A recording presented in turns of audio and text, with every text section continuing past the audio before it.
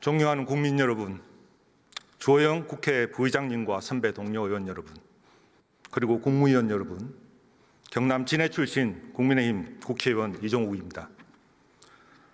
정치가 어지러워도 국민의 삶을 지키는 경제는 결코 퇴보하거나 멈춰서는 안 됩니다. 정부가 한덕수 대행을 중심으로 민생을 지키기 위해 최선을 다하고 있는 점에 깊은 감사 말씀드리며 질의를 시작하겠습니다. 부총리님 나와 주십시오.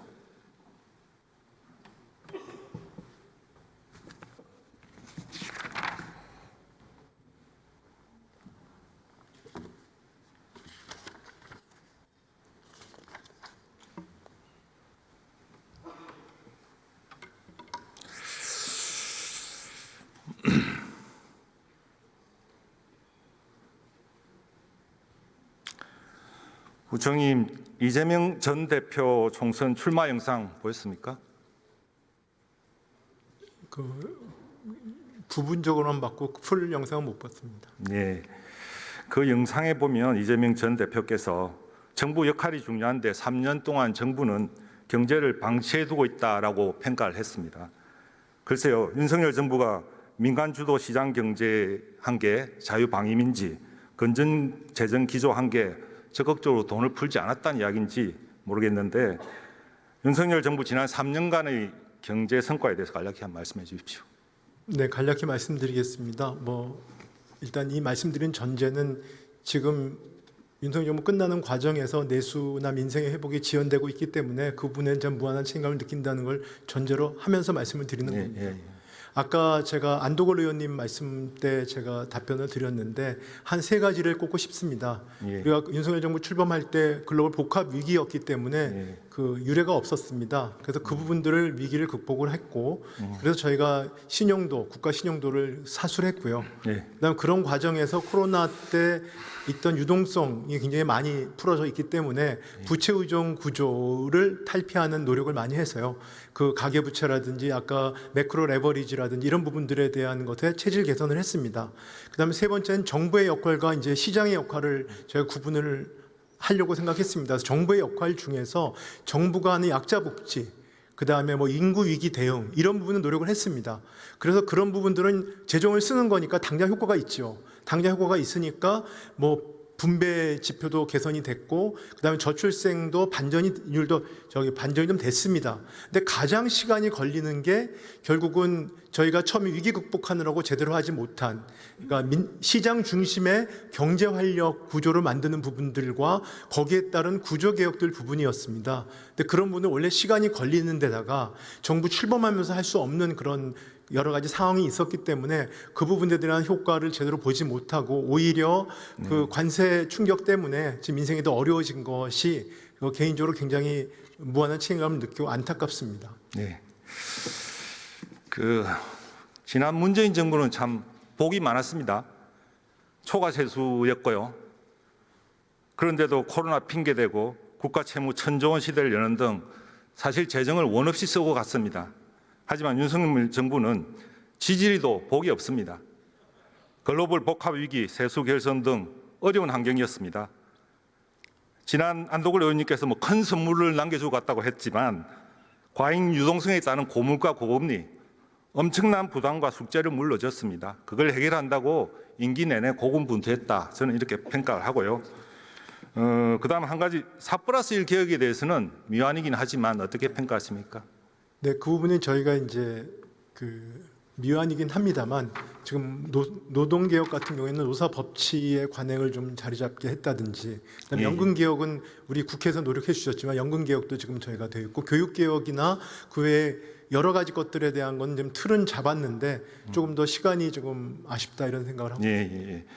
우리 사회의 굉장히 구조적인 문제를 해결하기 위해서 노력했다고 생각이 되고요. 앞으로 그 성과는 역사가 평가해 줄 거라고 생각을 합니다. 그다음에 예비비 문제 한번 질문 드리겠습니다. 올해 예비비가 많이 깎였습니다. 재대책 목적 예비비가 얼마죠? 사용 가능한 숫자 말씀해 주시죠. 지금 목적 예비비가 현재 한 1.2조쯤 됩니다. 현재로는. 네, 제가 자료를 받아본 걸로는 원래 이제 2.6조 요구했고 1.6조가 됐는데 그 안에 여러 가지 무상교육 사전에 확정해 놓은 게 있어서 실제 가용한 거는 4천억으로 들었습니다. 네, 뭐 그걸 포함하면 그렇습니다. 네. 이번에 이제 뭐 산불 대책하면서 예비비가 작다 보니 여러 가지 부처가 고생을 많이 한 것 같습니다. 목적 예비 4천억 중에 많이 썼죠? 이제 거의 안 남았을 것 같은데 숫자를 알고 계십니까? 지금 일단은 무상교육 같은 경우는 지금 이어마크가 되어 있는 거고요. 네, 지금 현재 그 기정 예산에서 한 2,500억 원 정도 2,500. 네, 있고요. 그래서 그걸 활용을 하고 이번에 추경에 그 각 부처의 그 추경 예산으로 지금 좀 담았습니다. 네. 네, 그래서 오늘 보니까 재해대책비 같은 게 아까 5천억 원 얘기하지 않습니까? 그래서 5천억에다가 뭐 한 3천억, 한가 8천억 원 정도를 지금 어떻게 보면 추경과 본 예산에 담았다고 볼 수 있습니다. 네. 그래서 이번 산불 대응 과정에서 뭐 예비비 부족 논란이 있었죠. 네. 앞서 다른 의원 질의에서 그 작년 금년도 25년 예산이 정액을 못한 불완전한 예산이다. 정액이 예정되어 있었다. 이런 식으로 사실은 뭐 발언을 하셨지만 제가 평가하기로는 헌정조유 감액만 통과시킨 그런 예산이었고 의결에서 의결을 했잖아요. 그죠? 네. 그리고 사실은 정액을 협박한 예산이라고 생각합니다. 어떻게 생각하십니까?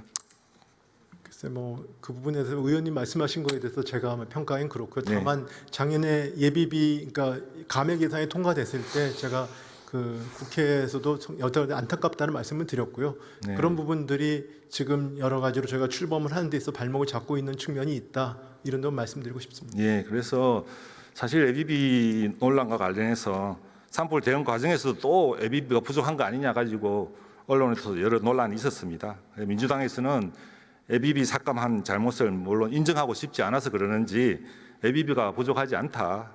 필요하면 추경해라. 부처 재해 대책비도 있고 국고 채용 부담 행위도 있다. 이런 이제 변명을 늘어놓았습니다. 뭐 그렇다 치고요. 부총리 예비비는 사실 예기치 못한 소요에 쓰기 위한 거죠. 네, 네, 그렇습니다. 사용하지 않으면 연말에 불용됩니다. 그죠? 네, 그렇습니다. 예. 그런데 불용되는 건데 왜 무리하게 삭감해서 이 난리를 일으키는지 모르겠습니다. 연말에 불용되면 이자가 발생합니까? 그건 아닙니다만. 아니죠. 네, 네. 예산상의 이자가 계상은 되지만 실제로 예비비라는 거는 차입해야 이자가 발생하는 겁니다. 그런데 이재명 전 대표께서 지난 12월 예비비 삭감이 이제 언론의 쟁점이 됐을 때입니다. 예비비를 삭감한 이유를 이렇게 말씀하셨어요. 쓰지도 않는 예비비 절반 정도 깎아서 나라 빚 갚자. 이자라도 좀 면제받자라고 발언했습니다. 부총리님 맞는 말씀입니까? 글쎄 뭐 제가 그 말씀드리기는 그렇습니다. 네. 네. 예비비는 필요하면 그때 차입하는 거고 미리 빌려가지고 금고에 쌓아 놓는 게 아닙니다. 예비비에 대한 이해가 부족한 것 같습니다. 여기 계시는 민주당 의원님들 아버지 공부 좀 잘 시켜주세요. 네? 자, 네, 예, 아버지 말씀 놓으니까 또 시끄럽습니다. 좀 봐주세요. 저 초선 의원이고 첫 번째 대전구 질문입니다. 여기 초선 의원님들은 조금 봐주세요. 네, 알겠습니다. 최대한 저도 자제하겠습니다. 추경에 대해 질의드리겠습니다. 지금 추경을 당초보다 한 2조 원 정도 정액하셨죠, 그죠? 네, 그렇습니다. 어떤 분야에 조금 더 정액하셨습니까? 그 뭐 고루고루 증액을 했습니다. 일단 뭐 재해 쪽부터 시작해가지고 세 분야에 고루고루 저희가 당초 계획했던 것보다 네, 네, 그렇습니다. 예. 근데 이제 한간에서는 그리고 민주당에서는 그 정도 가지고는 경제 상황을 감안할 때 턱없이 부족하다. 민주당 35조 정도 자체 추경안을 제안해 놓은 상태입니다. 더 늘릴 여지가 있는지 왜 10조, 12조밖에 못했는지 조금 설명해 주시겠어요? 뭐 아까도 말씀드린 측면이 있습니다. 지금 경제가 어렵습니다. 민생이 어렵습니다만 그 원인을 분석을 해봤을 때 일단은 저희가 글로벌 그 교육 질서의 불확실성, 대내의 불확실성이 제일 크다고 보여집니다. 그리고 이제 그렇기 때문에 그런 부분들은 저희가 관세 협상을 통해서 한다든지 거기에 대해 피해 업종이나 이런 데서 지원을 한다든지 하는 방법들을 해나가는 건 맞는 것이고요. 재정을 써서 경기를 부양하는 부분들하고는 그동안에 버티기 어려운 민생들이나 소상공인들을 지원하는 건 가능하지만 일반 모든 국민들을 대상으로 하고 있는 네. 그런 경기 부양의 필요성은 현재는 크지 않다고 생각하고 있고요. 또 그러기에는 저희 재정의 지속 가능성이라든지 저희 국채 시장 상황들을 봤을 때 그 큰 규모의 추경은 지금 하기가 어려운 측면이 있습니다. 그래서 그리고 또 실질적으로 규모도 중요하지만 속도도 중요합니다. 그래서 가능하면 빨리 저희가 추경이 통과가 돼서 집행할 수 있는 그런 여러 가지 고려 사항을 해서 한 12조 정도를 잡고 저희 국회에 지금 제출을 곧 할 계획입니다. 예, 저는 사실 12조 좀 많다고 생각합니다. 지금 관리 재정 수지 결국 3% 넘으셨죠? 이번 추경 내면. 네, 그렇습니다. 관리 재정 수지가 지금 2020년부터 금년까지 아니 작년까지였죠. 5년 연속 못 지켰습니다. 네, 네, 알고 있습니다. 금년 예산이 마이너스 2.8인데 이번에 추경하면 또 3 넘습니다. 네. 건전 재정을 표방한 윤석열 정부로서는 굉장히 아쉬운 부분입니다. 여기에 대해서 부총님 어떻게 보탤 말이 있었습니까? 뭐 저도 아쉽습니다만은 저는 건전 재정이란 말보다는 재정의 지속 가능성이란 말을 더 선호합니다. 예. 그래서 일단 일시적으로 그렇지만 저희가 일단은 민생도 중요하고 예. 그다음에 또 통상 전쟁도 중요합니다. 그렇기 때문에 좀 약간 3%를 약간 넘는 거지만 이 부분들은 저희가 단기적으로 감내 가능하다 생각을 했습니다. 네, 글쎄요. 6월 대선하면 새 정부에서 분명히 또 추경할 겁니다. 그리고 숨어 있지만 금년도도 세수 결손이 발생할 우려가 있습니다. 그래서 올해도 재정 준칙을 크게 초과할 우려가 큽니다. 부총님이 이렇게 5년, 6년 계속 재정 준칙 어기고 100조씩 재정 적자를 쌓아 나갈 때 대신인도의 문제는 없습니까? 혹시 국제신용평가기관들이 위험성을 지적하진 않나요? 뭐 그런 위험성은 지적을 하고 있습니다. 네, PPT 화면 보시겠습니다. 피치가 작년에 한 2번 정도 경고를 했습니다. 민주당의 방만한 재정 정책에 대해서. 또 어제 무디스 보고서가 하나 더 나왔습니다. 거기 보면 이재명 대선 예비 후보의 기본소득제와 확장적 재정 정책은 추가적인 상승 압력을 가져올 수 있다고 이렇게 강력하게 경고를 했습니다. 그래서 저는 여러 가지 어려움이 있습니다만 현 경제팀에서는 마지막 추경을 하는 과정에서 재정 준칙을 그래도 최대한 지키려는 노력을 해야 된다고 생각합니다. 동의하십니까? 네, 유념하겠습니다.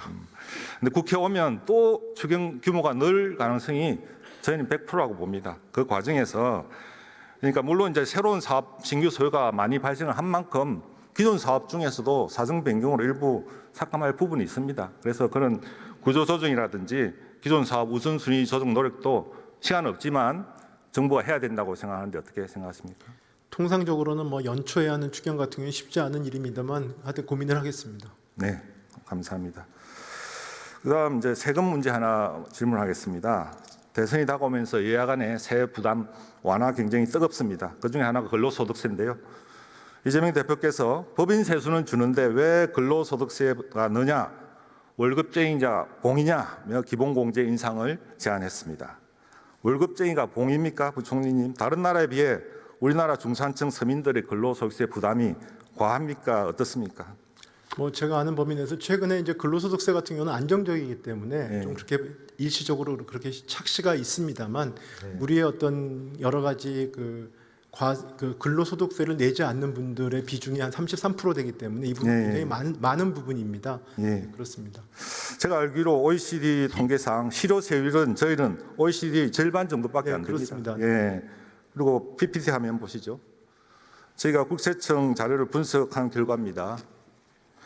전체 근로자 2,085만 명 중에 689만 명, 한 3분의 1 정도가 면세자입니다. 세금을 한 푼도 안 냅니다. 그 나머지 또 3분의 1 정도, 699만 명은 1년에 100만 원도 안 냅니다. 남아있는 3분의 1이 전체 근로소득세의 95%를 내고 있습니다. 이게 우리나라 근로소득세의 현실입니다. 이 상황에서 이재명 전 대표께서 기본공제 인상을 주장하는 것에 대해서 정부는 어떻게 방향에 대해서 어떻게 생각하십니까? 부합한다고 생각하십니까? 일단 유력 대선 주자의 알겠습니다. 말씀에 대해 제가 말씀드리기 어렵습니다. 네. 과도한 면세자 비율을 낮춰야 됩니다. 또 각종 공제 감면 제도를 정비해서 과세 기반을 강화하는 게 첫 번째 할 일이라고 생각합니다. 잘못된 주장에 국민들이 현혹되지 않도록 기재부는 주무부처로서 적극적으로 설명해 주시기 바랍니다. 네. 예, 부총님 들어가셔도 되겠습니다.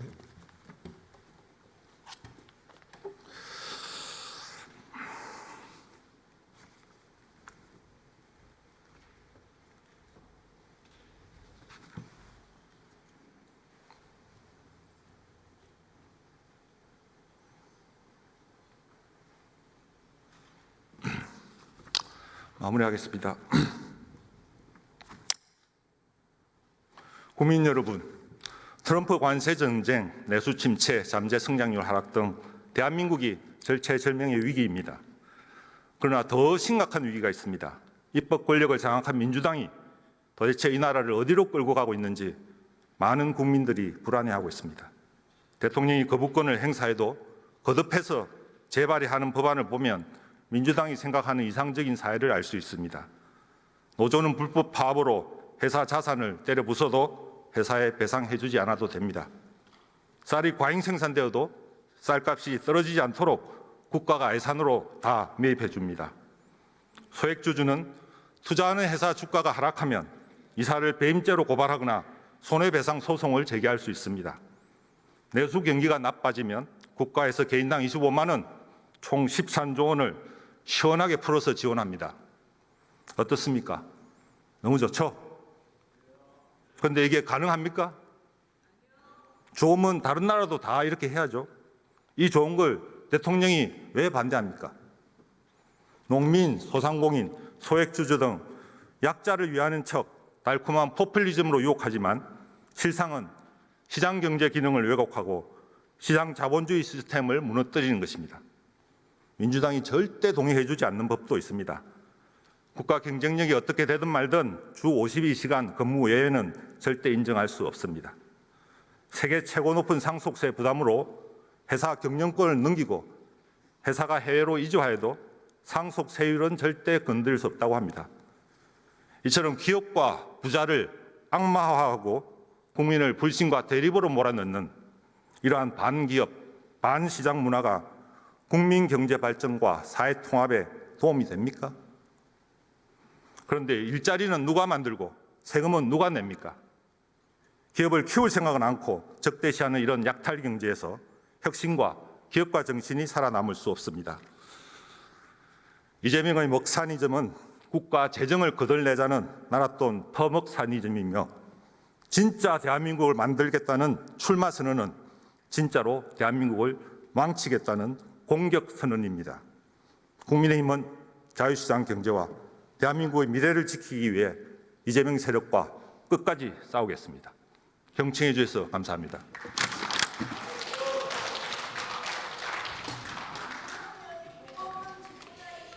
예, 이종욱 의원 수고하셨습니다. 다음은 경남 김해을 출신의 더불어민주당 김종호 의원 나오셔서 질문해 주시기 바랍니다.